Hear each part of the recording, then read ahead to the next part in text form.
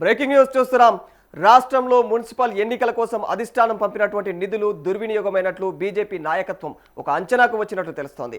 ఇక party పంపినటువంటి funds పూర్తి స్థాయిలో అభ్యర్థులకు చేరలేదని, మధ్యలో ఆయా జిల్లాలకు చెందినటువంటి బాధ్యులు సగానికి పైగా స్వాహా చేశారని చెప్పేసి కూడా గుర్తిస్తున్నట్లు సమాచారం. ఇక పలు రకాలైనటువంటి సమీక్షల అనంతరం అగ్రనేతలు ఈ అంచనాకు వచ్చినట్లుగా కూడా చర్చ జరుగుతోంది. ముందుగా చెప్పినట్లు ఓట్లు సీట్లకు ఫలితాలకు ఏమాత్రం కూడా పొంతన కుదరకపోవడంతో ఇక అభ్యర్థుల ఓటమికి వీరే కారణమని కూడా భావిస్తున్నట్లు టాక్ వినిపిస్తోంది. మరి ఈ నేపథ్యంలో ఫండ్స్ స్వాహా చేసినటువంటి వారిపైన క్రమశిక్షణ చర్యలు తీసుకోవాలని, ఇక అవసరమైతే పార్టీ పదవుల నుంచి కూడా తొలగించాలనైతే నిర్ణయానికి వచ్చినట్లు చర్చ జరుగుతోంది.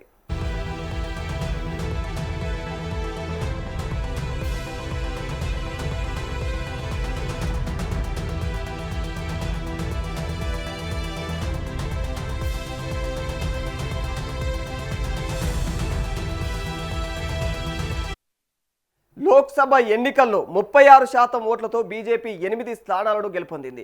అంతేకాకుండా పార్టీకి ఎమ్మెల్యేలతో పాటు ఎమ్మెల్సీలు సైతం ఉన్నారు.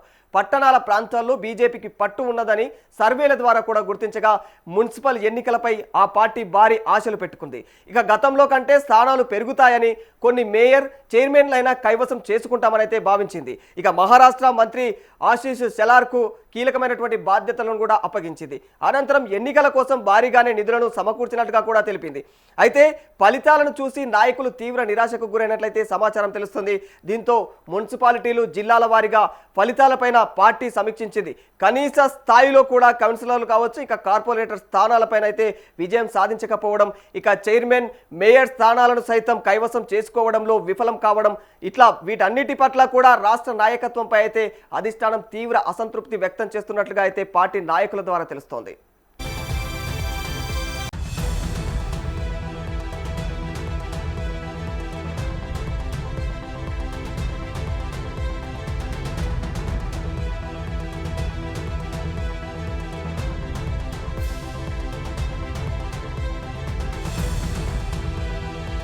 రాష్ట్ర వ్యాప్తంగా ఉన్న వార్డులు, డివిజన్లను బీజేపీ ఏబిసిడిగా విభజించింది.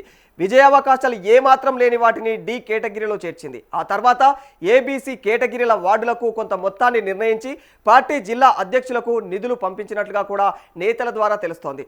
అయితే ఆ నిధుల్లో వారు అయితే అత్యధికమైనటువంటి శాతం నొక్కేసినట్లుగా అయితే చర్చ జరుగుతూ ఉంది. అంతేకాకుండా ఏ కేటగిరీ డివిజన్లకు, బీసీ కేటగిరీలకు నిర్ణయించినటువంటి మొత్తాన్ని అభ్యర్థులకు ఇచ్చినట్లుగా అయితే పార్టీ నాయకత్వం గుర్తించినట్లు తెలుస్తోంది.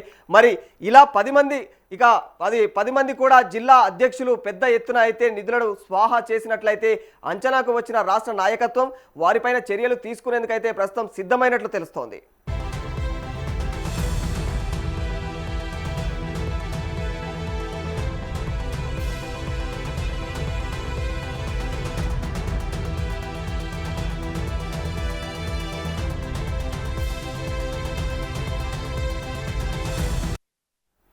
ఉత్తర తెలంగాణలోని ఒక జిల్లాకు చెందినటువంటి మహిళా నాయకురాలిపై అక్కడి బీజేపీ నాయకులు రాష్ట్ర నాయకత్వానికి ఫిర్యాదు చేసినట్లుగా పార్టీ వర్గాల ద్వారా తెలిసింది.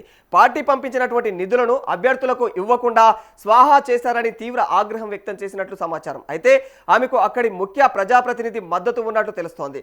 ఇక ఉత్తర తెలంగాణలో ఉద్యమాల జిల్లాగా గుర్తింపు ఉన్నటువంటి మరో జిల్లాలో 2 అంకెల ఓట్లు రాని వార్డులను సైతం ఇక ఏ గ్రేడ్గా చూపించి నిధులను నొక్కేసినట్లు అయితే పార్టీ గుర్తించింది. ఇక అక్కడ పార్టీకి అంత పట్టు లేదని ఆ తర్వాత జరిగినటువంటి సమీక్షలో పార్టీ ముఖ్య నేత చెప్పినట్లుగా కూడా సమాచారం.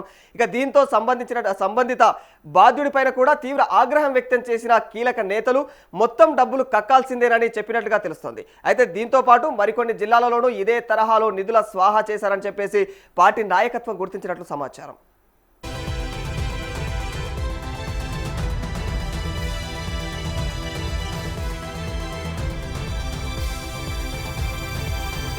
గతంలో బీజేపీలో ఉన్న క్రమశిక్షణ, నిబద్ధత ఇప్పుడు కరువైపోయాయని చెప్పేసి పాత కేడర్ ఆవేదన వ్యక్తం చేస్తూ ఉంది. అయితే డబ్బులు ఇచ్చి పదవులు తెచ్చుకున్నామని చెప్పేసి అందరికన్నా ఇక తమ అనుచరులకు చెబుతున్నారని కూడా నేతలు ఈ వచ్చే ఎన్నికల వరకు కూడా తమకు ఖర్చులకు డబ్బులు కావాలి కదా అనే రీతిలో కూడా మాట్లాడుతున్నట్లు చర్చలు వినిపిస్తూ ఉన్నాయి. అయితే నిధుల స్వాహా ముఖ్యంగా 10 జిల్లాల బాధ్యులను గుర్తించగా వారిని తొలగించడం కూడా ఎంతవరకు సాధ్యమనే కోణంలో కూడా రాష్ట్ర నాయకత్వం ఆలోచిస్తున్నట్లు తెలుస్తుంది. దానికంటే ముందు వారికి నోటీసులు ఇవ్వాలని భావిస్తున్నట్లు సమాచారం.